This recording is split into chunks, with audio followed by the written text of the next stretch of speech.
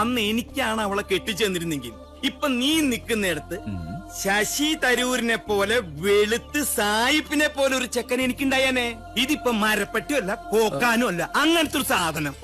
അതെങ്ങനെയാ?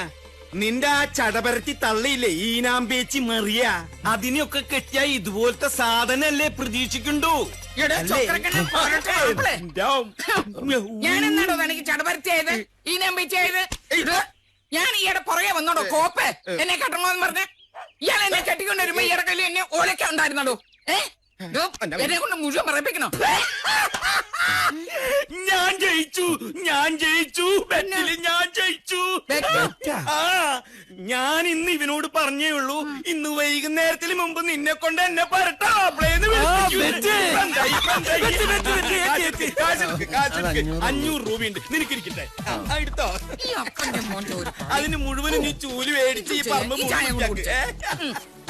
നമ്മളെ അമ്മയ്ക്കൊരു മോടുക്കട. ഞാൻ ആ പശുവിനത്തിൽ പുല്ലിട്ട് പുല്ലിട്ട് കൊടുക്കപ്പെട്ട ശമ്പളക്കാരിയില്ലേ